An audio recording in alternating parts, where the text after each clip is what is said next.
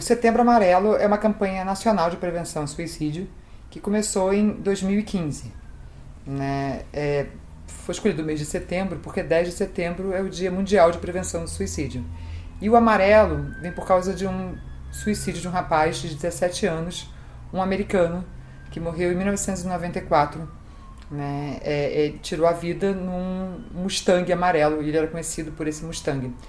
Então, no dia do enterro, os parentes e familiares distribuíram cartões com mensagens para pessoas que estivessem desesperadas, pensando em suicídio, e amarraram nesse cartão uma fita amarela. Né?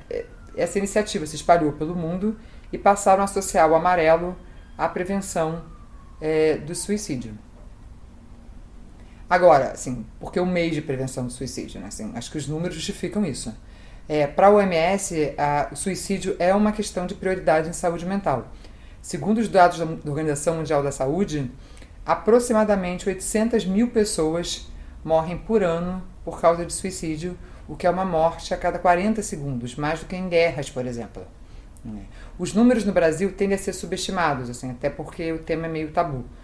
Ainda assim, se fala de 32 mortes por dia no Brasil. Outro dado preocupante é que o número de suicídio vem aumentando principalmente entre jovens. Os dados mundiais indicam que a segunda causa de morte é entre jovens de 15 a 24 anos, perde para acidente de carro, que aliás também é outra morte que às vezes está em questão um certo descaso pela própria vida e até pela vida dos outros. O terceiro motivo de morte, a terceira causa de morte, é entre jovens de 15 a 29 anos, e um dado que me assusta um pouco, a sétima causa de morte, de crianças adolescentes entre 10 e 14 anos. E os mitos a respeito do suicídio são inúmeros. Eu vou citar 4. O primeiro mito é essa ideia de que você não deve falar sobre suicídio, porque se você fala com uma pessoa que você imagina que pode estar pensando em suicídio, você estaria dando uma ideia. Eu realmente nunca ouvi falar de uma pessoa que se matou porque alguém deu uma ideia. Então, o ideal é que, se você tem essa preocupação, você fale sim, verifique se a preocupação é real e tente pensar uma forma tanto de ajudar quanto de caminhar para o profissional.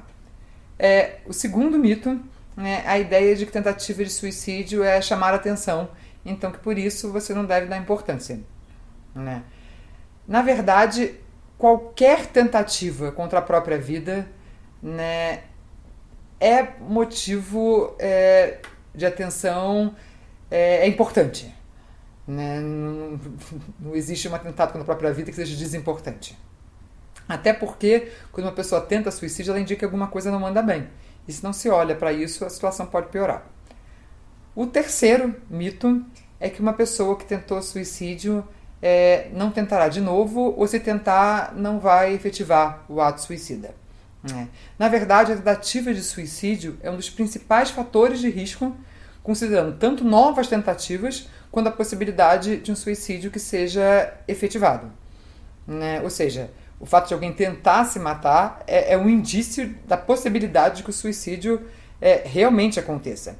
Eu conheço casos de pessoas que se mataram na 17ª tentativa. Até porque existe uma certa tendência, que não é incomum, de que as tentativas se tornem cada vez mais arriscadas. E o quarto mito é a ideia de que uma pessoa que quer se matar não avisa. Realmente existem situações de suicídios em que as pessoas que estão em volta dizem que não conseguiram perceber nenhum indício. Mas isso não é o mais comum. Geralmente uma pessoa que se mata, ela pensa em suicídio por um período prolongado, às vezes tem tentativas, outro tipo de atos que colocam a vida em risco. É muito comum, inclusive, que elas falem do problema de uma forma mais ou menos direta com alguém. Inclusive, por isso a OMS diz que 90% dos suicídios poderiam ser evitados. Então, esses 4 mitos. Quanto ao momento de procurar um profissional, se existe perigo de suicídio, se o suicídio está em questão, se trata de uma situação de emergência de saúde mental. Então, se uma pessoa pensa em suicídio com frequência, é caso de buscar um profissional.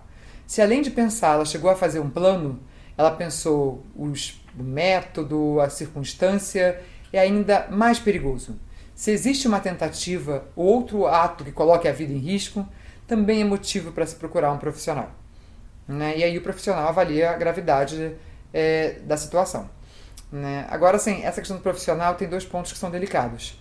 Primeiro, o profissional às vezes indica internação, né? E isso é um tema, porque a internação psiquiátrica é carregada de um enorme preconceito, e às vezes nem se trata de preconceito. Às vezes é um problema que as pessoas têm por conhecerem a situação. A relação de poder que existe dentro de uma instituição psiquiátrica daria um vídeo à parte. Além disso, existem instituições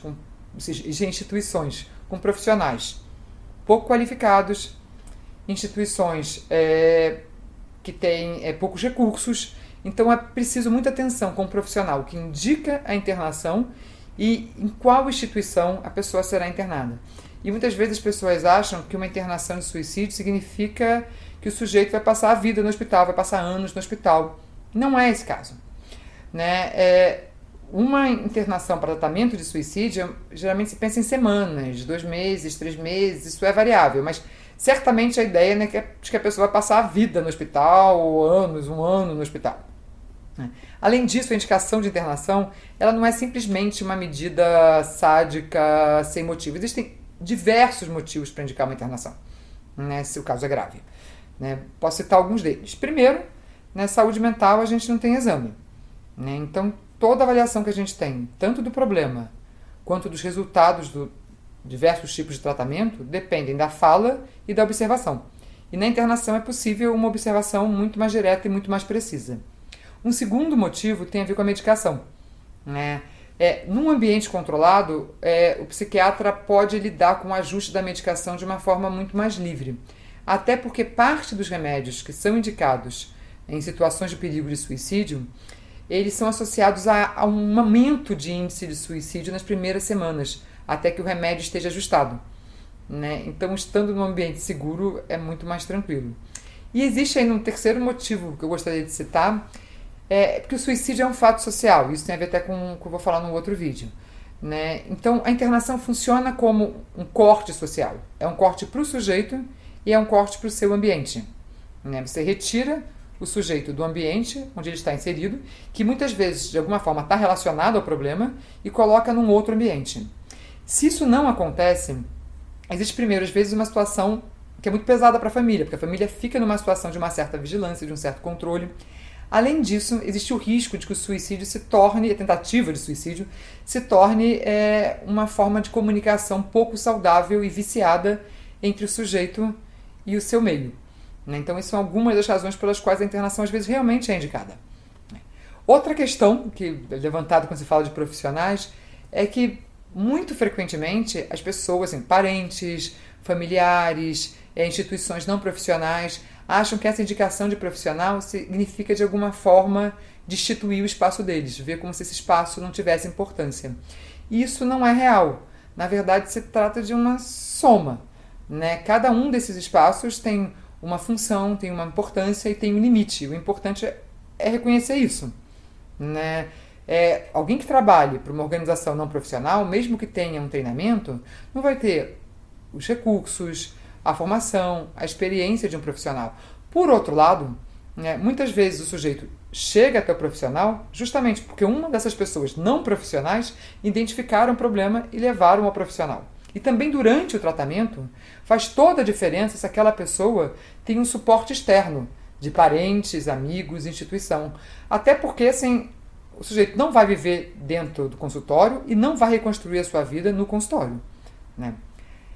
Agora, essa pergunta, né? Por que as pessoas se matam?